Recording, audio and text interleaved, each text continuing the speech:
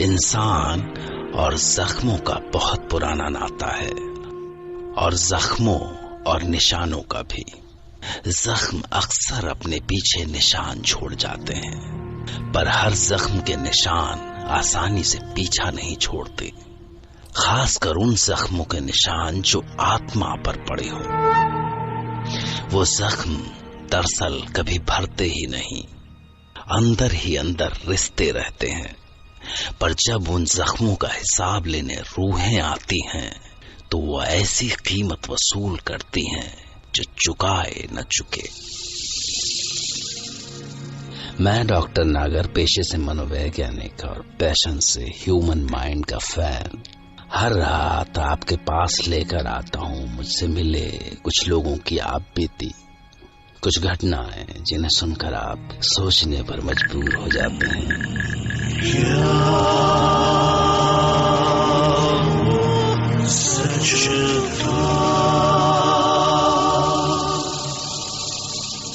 आज की कहानी कभी मुंबई में रहने वाली सिमी की है, और अच्छा हुआ कि वो इस कहानी में सिर्फ एक दर्शक थी, क्योंकि अगर वो इसमें कोई पात्र होती तो वो इस कहानी को सुनाने के लिए हमारे साथ न होती, शायद। यही कोई 98 की गर्मियों का टाइम था। मेरी मुंबई में नई नई जॉब लगी थी, तो मैं सोच रही थी कि एक टॉयलेट अटैच वाला अकोमोडेशन मिल जाए। तो तभी प्रॉपर्टी डीलर ने मुझे एक पीजी अकोमोडेशन दिखाया। अच्छा बड़ा सा रूम था, एक और मैंने अपना स्टडी टेबल लगाया और बीच में बेड, और वॉल से लगी हुई वार्डरोब्स थी, जिनमें मैं अपने कपड़े और बाकी चीजें रख सकती थी। और टिफिन सर्विस शुरू हो गई तो सारी प्रॉब्लम्स ऐसे सॉल्व हो गई कि मैंने तो सोचा भी नहीं था। फ्लैट के बाकी पोर्शन में ओनर तरुण राजदान रहते थे। मैंने उनसे ये पोर्शन रेंट आउट करने के बारे में पूछा तो वो बोले, एक्चुअली कुछ महीने पहले मेरी वाइफ की डेथ हो गई, तो उस बेडरूम में अच्छा नहीं लगता, उसका चेहरा सामने आ जाता है बार बार। पुअर थिंग, बेचारे बड़े दुखी लग रहे थे अपनी वाइफ के लिए। खैर, मैंने बीच का वो डोर बंद कर दिया जो उनके पोर्शन से मेरे रूम को जोड़ता था, और मैं 1-2 दिन में ही अपने रूम में कंफर्टेबल हो गई। पर कुछ ही दिन बीते होंगे कि कभी कभी मुझे कुछ अजीब सा लगने लगा। लगा जैसे कोई मेरे आसपास हो, और मैंने तरुण जी से इस बारे में एक दिन कहा भी। मिस्टर राजदान, पता नहीं मुझे यहाँ कुछ अजीब सा लग रहा है, something haunting, Are you joking? नहीं, शायद आप सोचती ज्यादा होंगी इसलिए। उन्होंने तो बात हंसी में ही उड़ा दी, पर एक रात अचानक किसी आवाज से मेरी नींद खुली तो ऐसा लगा जैसे बाथरूम से कुछ आवाज आ रही है। नल खुला था। ये नल अपने आप कैसे खुल गया? मैं तो सब बंद करके ठीक से चेक करके सोई थी। खैर, मैंने सोचा हो गया होगा, पर अगली रात मैं फिल्म देख के देर से लौटी तो वार्डरोब अचानक खुला और कुछ पलों में बाथरूम का डोर बंद हो गया, और मैं भाग गई, बीच के डोर को पीटने लगी। Tarun ji, please open the door, I need your help, Tarun ji please. क्या है? देखिए, ये देखिए, क्या है ये? क्या है? क्या बोल रही हैं आप? What is happening? ये वार्डरोब अपने आप खुल गया और फिर बाथरूम का डोर अपने आप बंद हुआ। रिलैक्स, यहाँ कुछ भी नहीं है। मैं बुरी तरह डर गई थी। तरुण जी मुझे समझने की कोशिश कर रहे थे, पर जो मैंने अपनी आंखों से देखा था उसे मैं वहम कैसे मान सकती थी। मैंने तरुण जी से कहा कि वो बीच का डोर अपनी ओर से लॉक ना करें, जिससे अगर कुछ हो तो मैं उन्हें अपनी हेल्प के लिए बुला तो सकती हूँ। पर ये तो कुछ भी नहीं था। कुछ दिन बाद एक रात अचानक मेरी नींद खुली तो मेरा वार्डरोब फिर से खुला था। बाथरूम की लाइट जल रही थी और नल से पानी बहने की आवाजों के साथ जैसे कोई पानी अपने बदन पे डाल रहा हो, ऐसी आवाजें आ रही थी। डर से मेरा खून जम गया, पर मैं तरुण जी को क्या बताती अपना वहम। मैंने हिम्मत करके दरवाजा खोला तो पूरे बाथरूम में पानी फैला हुआ था, नल खुला हुआ था और पानी बाल्टी से बाहर बह रहा था। और फिर मैंने जो देखा उस पर यकीन नहीं कर सकी। जिस बॉडी वॉश को लाकर मैंने कल वार्डरोब में रखा था वो यहाँ बाथरूम में था और वो आधा खाली हो चुका था। मैं डर से चीख पड़ी, कौन है? कौन है यहाँ? बोलते क्यों नहीं? कौन हो तुम? और तभी अचानक पानी का मग गिरा अपने आप। तू कौन? कुछ समझ नहीं आ रहा था कि यहाँ हो क्या रहा है और मैं भाग के वापस अपने बेड पे आ गई। एसी चल रहा था, फिर भी मेरे बदन से पसीना ऐसे टपक रहा था कि मैं पत्ते की तरह कांप रही थी। मैं अपना बैग पैक करने लगी, बिना सोचे कि इस आधी रात में मैं जाऊंगी कहाँ। और तभी मुझे किसी के रोने की आवाज सुनाई दी। जैसे बाथरूम में कोई सुबक रहा हो। बस मैंने अपना बैग वहीं छोड़ा और भाग के बाहर निकली और पागलों की तरह पड़ोस में जो भी फ्लैट दिखा उसका दरवाजा पीटने लगी।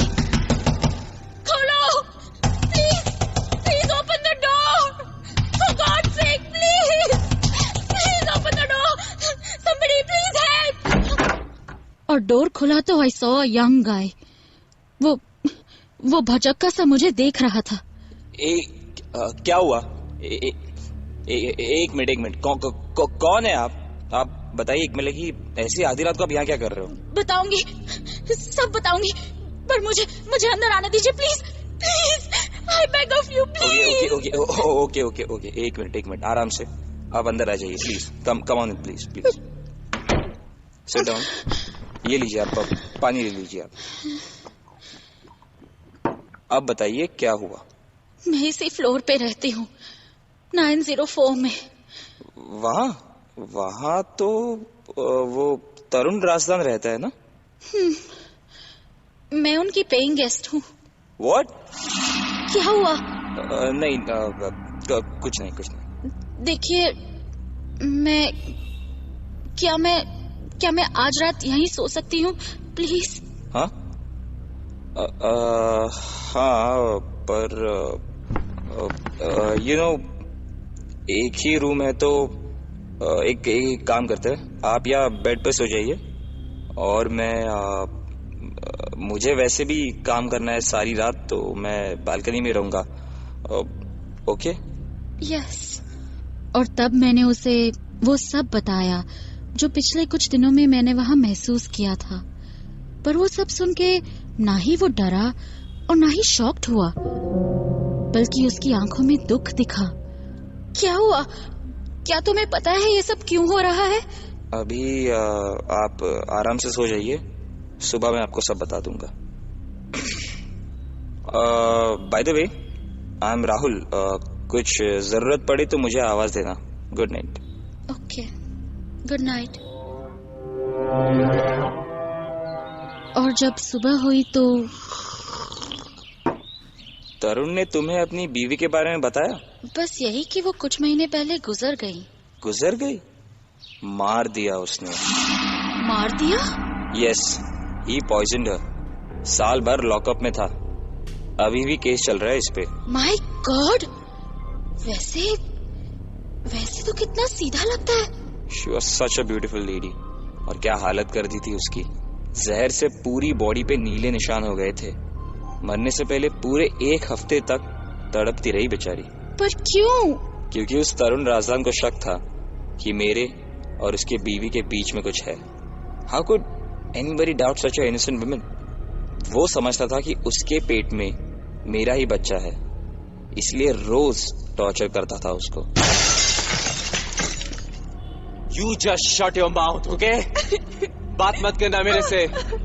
गुलछर्रे किसी और के साथ हो रहा और यहाँ के ये नाटक। तरुण, ऐसा कुछ भी नहीं है तरुण। I'm sure ये बच्चा मेरा नहीं है और मैं इसकी जिम्मेदारी कतई नहीं उठाऊंगा।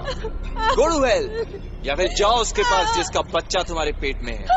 Get out of my house. Get out. नहीं, प्लीज मुझे घर से मत निकालो। अरे जा, प्लीज। हट। एंड आई एम श्योर उसने शुभा के बेबी को अबॉर्ट करने के लिए उसे कोई मेडिसिन दी थी धोखे से। उसका अपना खुद का मेडिकल स्टोर है ना, so he knows all about medicine. बच्चा शुभा के पेट में ही मर गया और इन्फेक्शन सारी बॉडी में फैल गया। पर मुझे जो कुछ दिखाई दिया वो शुभा ही होगी। उसी कमरे में तो निकली उसकी जान। ओह माय गॉड, तो मैं उसी बेड पे सो रही हूँ जिसपे। Relax, don't get scared. I am sure वो तुम्हें कुछ नहीं करेगी। और फिर मैं वहां से अपने रूम में लौट आई। कुछ दिन सब शांत रहा। उसके बाद एक दिन अचानक मेरे अंदर वाले डोर पे नॉक हुआ और मैंने डोर खोला तो तरुण सामने था और उसके हाथ में एक बॉक्स। सिमी जी लीजिए, ये चॉकलेट खाइए। ये chocolates? I one the case. लीजिए खाइए। ओह सच अ रिलीफ। थक गया था मैं कोर्ट के चक्कर काटते काटते। मुझे तो लगा था सारी जिंदगी इसी में कट जाएगी। Oh congratulations Tarun ji. Thank you. पर उस रात जैसे ही मेरी आंख लगी तो अचानक बाथरूम से फिर वही रोने की आवाज सुनाई दी। और इस बार वो आवाज अंदर तक हिला गई। दर्द के साथ कैसा गुस्सा था आज उस आवाज में। मैं हिम्मत करके बिस्तर से उठी और दबे पांव बाथरूम तक गई। और जैसे ही मैंने बाथरूम का डोर ओपन किया, वहाँ सामने एक औरत बैठी थी और वो भी बिना कपड़ों के। उसका पेट निकला हुआ था जैसे वो माँ बनने वाली हो।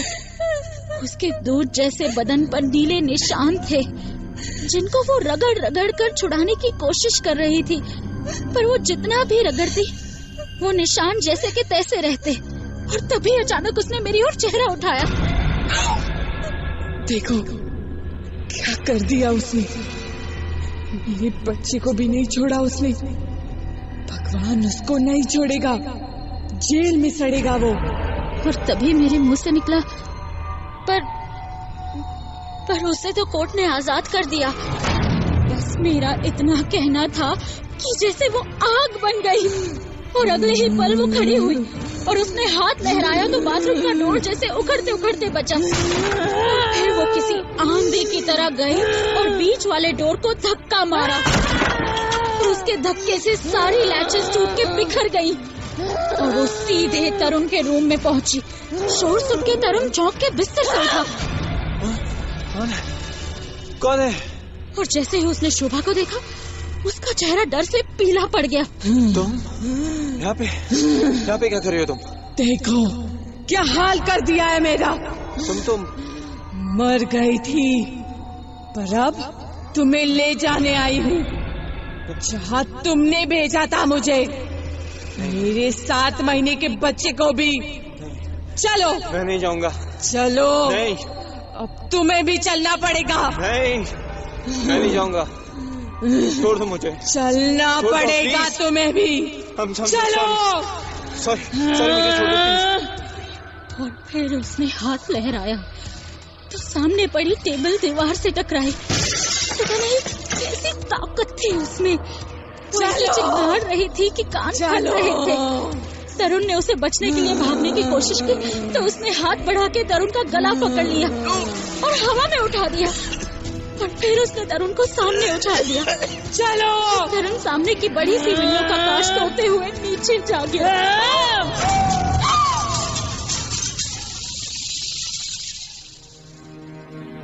सुबह लोगों को तरुण राजदान की लाश 7वीं मंजिल पर D2H केबल के सहारे झूलती हुई मिली। केबल से उसका गला घुटा हुआ था और आंखें बाहर निकल आई थीं। और ताज्जुब की बात है कि पुलिस को तरुण की पॉकेट में बेनेज़ाप्रिल का पैकेट मिला, ठीक उसी बैच नंबर का जो उसके मेडिकल स्टोर से गायब था। बेनेज़ाप्रिल वो ही मेडिसिन थी जिससे तरुण ने शुभा के बच्चे को गर्भ में ही मार दिया था। दोनों केसेस में इन्वेस्टिगेटिंग ऑफिसर एक ही था, इसलिए शुभा का केस फिर से खुला और तरुण को शुभा के मर्डर का दोषी पाया गया। पर सवाल है कि इतने दिनों बाद अचानक तरुण की पॉकेट में बेनेज़ अप्रैल का पैकेट कहां से आया? सोच के देखिए।